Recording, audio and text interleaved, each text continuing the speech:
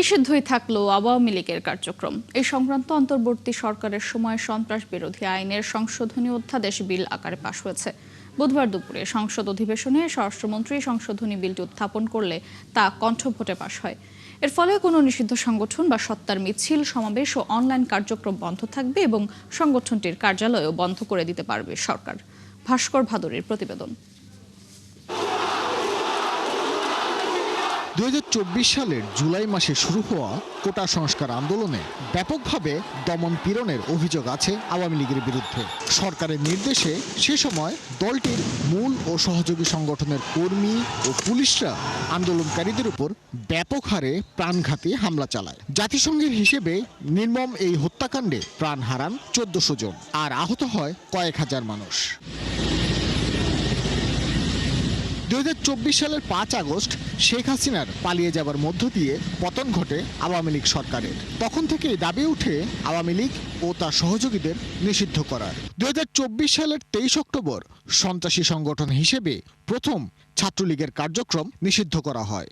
পরবর্তীতে 2025 সালের 12 মে অন্তর্বর্তীকালীন সরকার আনুষ্ঠানিকভাবে আওয়ামী লীগ এবং তার সকল অঙ্গ, সহযোগী ও ভ্রাতৃপ্রতিম সংগঠনের কার্যক্রম নিষিদ্ধ ঘোষণা করে প্রজ্ঞাপন জারি করে।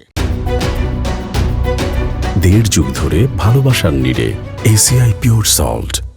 জুলাই মানবতা বিরোধী অপরাধের মামলার বিচার সম্পন্ন না হওয়া পর্যন্ত এই নিষেধাজ্ঞা কার্যকর থাকবে বলে প্রজ্ঞাপনে জানানো হয়। এজন্য সন্ত্রাস বিরোধী আইনের 18 ও 20 ধারায় সংশোধনী এনে অধ্যাদেশ জারি করে অন্তর্বর্তী সরকার। আমার মনে হয় জয়যুক্ত হয়েছে।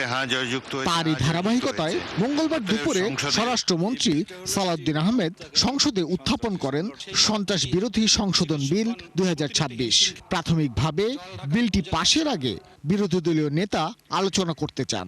এই সংক্রান্ত একটা তুলনামূলক শীট আমরা এই 3-4 মিনিট আগে হাতে পেয়েছি, তো এটা পুরো পড়তে পারি নাই, যেহেতু আইনটা অবশ্যই একটা সেন্সিটিভ আইন। আমরা কি অনুরোধ করতে পারি যে এটা পাশের জন্য একটু সময় হাতে রেখে আমাদেরকে একটু সুযোগ দেওয়া হোক। পরে বিরোধী দলকে আশ্বস্ত করেন স্বরাষ্ট্রমন্ত্রী। তিনি বলেন, আওয়ামী লীগের কার্যক্রম নিষিদ্ধ করতেই এমন বিল আনা হয়েছে। ওনারা এবং এনসিপির বন্ধুরা সবাই মিলে এটা আন্দোলন করেছিলেন। সেই আন্দোলনের প্রেক্ষিতে এটা মোটামুটি বাংলাদেশে একটা জনমত সৃষ্টি হয়েছিল।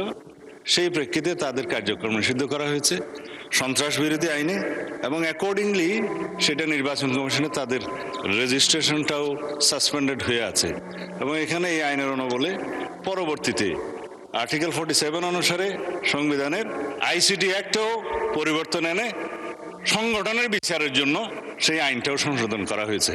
এই বিল পাশের ফলে আওয়ামী লীগের পক্ষে বা সমর্থনে যে কোনো প্রেস বিবৃতির প্রকাশনা বা মুদ্রণ কিংবা গণমাধ্যম, অনলাইন, সামাজিক যোগাযোগ মাধ্যম বা অন্য কোনো মাধ্যমে কোনো ধরনের প্রচারণা অথবা মিছিল, সমাবেশ কিংবা সংবাদ সম্মেলন আয়োজন বা জনসম্মুখে বক্তব্য প্রদান নিষিদ্ধ হবে।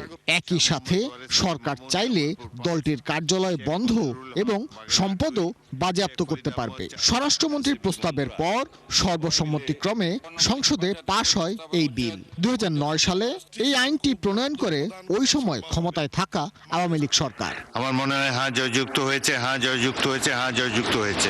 ভাস্কর ভাদুরী, 71, ঢাকা। আব্দুল আজিজ